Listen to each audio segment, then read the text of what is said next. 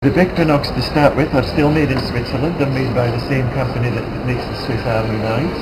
I often recommend them for the apprentices. They respond well to sharpening.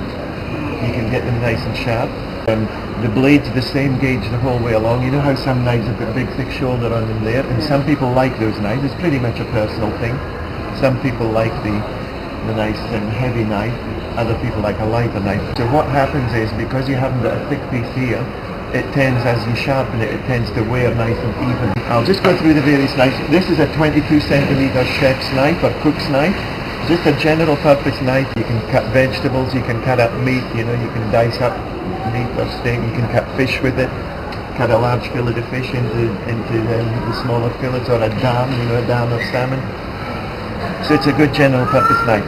That's the 22 centimeter chef's knife. That's a 19 centimeter cook's knife, just a bit smaller, pretty much the same as this. Good general purpose use. I find that a lot of customers here, for a domestic environment, they think this is maybe a little bit big for them or something. And so I often recommend something like that. Flexible filleting knife. Some of the features of a filleting knife: nice big long blade, so that if you've got quite a thick fish like a big snapper or something like that and you're filleting it, you can take the whole fillet off. So you need a nice long blade. You need a nice thin blade, because there's a lot of drag on raw fish. So the thinner the knife, the less drag you have. The other important feature is it's very flexible, whereas that knife's quite reasonably rigid. A boning knife, which we'll get to in a minute, is extremely rigid. The flexibility is so that when you skin a fish, you always take the fish off the skin, not the skin off the fish. Now what I mean by that is you put the skin down, the skin side down flat on the bench, and you start at the tail end of the fish, and you move this hand and keep your knife still, and you get a nice clean cut. And we've got the boning knife. I've got two different ones here. Generally speaking, the chefs prefer that boning knife, which is just a flat back boning knife. And the butchers seem to go for that bread knife. The important thing with a bread knife is serration. You need a serrated knife to cut through a bread. You've got a crusty loaf, you've got soft bread inside. If you've got a smooth knife, it's not going to get through the crusty loaf.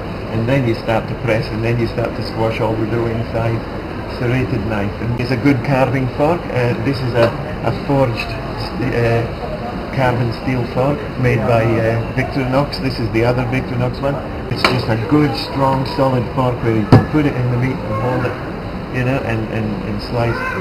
It's the best carving fork, and a really good price point at $29.95. Then you've got a whole myriad of little paring knives. These are just little paring knives just for peeling or something like that. You get a flat edge or a serrated edge. Again, to a certain extent, it's a personal thing. Serrated's always a bit handy if you've got a tomato or something where you've got a soft fruit, a very soft fruit with a skin that you do have. Just a little bird's beak turning knife. This is for turning your potatoes and turning your cow. Now, different sharpening methods. The traditional sharpening method, and really I still think it's the best sharpening method, is the steel and the stone. When you've got a knife, you put two different canters on it. One of them's around about 5 degrees, and the second one's 10 to 15 degrees. With the stone, it's important that the same person does it all the time, because I might do it at that angle and somebody else might do it at that angle. Okay? Now this is a water stone, just a carbon stone. I far prefer the water stones than the oil stones. It's not nearly as messy. You can rinse everything off with soapy water and get it all nice and clean, the stone included. I always put a little bit of detergent in the water because it softens the water and just increases the traction, and it prevents the stone getting quite as clogged up. And I'll just show you the technique. So we'll just put a wee bit of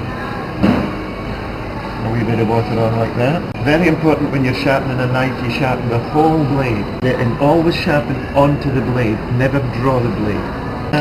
And then like that, and like that, like that.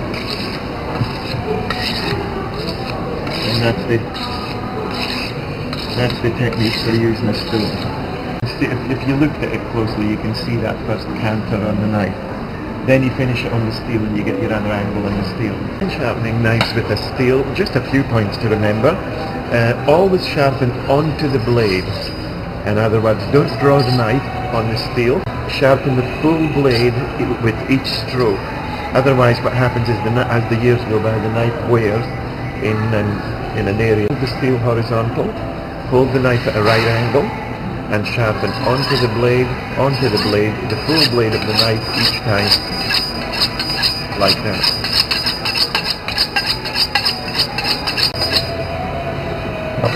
This steel is a diamond steel. It's got an industrial diamond in the steel itself, which is very effective. Number 2 system that I've got is the Mino Sharp system. This system is particularly recommended for the global knives because it's a ceramic sharpening system. These 2 little wheels in here are both ceramic. This is the coarse one and this is the fine one. There's a little trough there that you fill with water, and again just 1 drop of washing up liquid in there. It softens the water, it keeps your stones nice and clean, and it helps to just get the extra traction on the knives. Just the full length of the knife, and you can hear it. You can hear it happening. You can feel it happening as well. One of the big advantages with this system as well is you can use it right-handed or left-handed. It makes no difference. The Mino sharpening system. This one here, a bit more specialised. This, in my opinion, it's the ultimate in a sharpening system other than the stone and the steel. With the Fury system, you've got blade number 1. You only ever use this if you've completely lost the edge on your knife. And you draw your knife through fairly firmly, and it'll actually take a little shaving off your knife. So it establishes an edge. Yeah. This is number 2 blade. This has got an industrial diamond in here and here and here. And each time that you draw your knife through here, it's like the equivalent of 6 strokes of the steel. Sort of stringy, they've got this give which stops the knife from vibrating when you pull it through, and you just draw them through like that. Again, about 10 or 12 times. You can really feel this biting into the knife with the industrial diamond there. And then just to put a nice smooth finish on the edge of the knife, you use the honing fingers, which is the final finish on the knife, just like that. This little gadget here is just like a little condensed version of this complete system.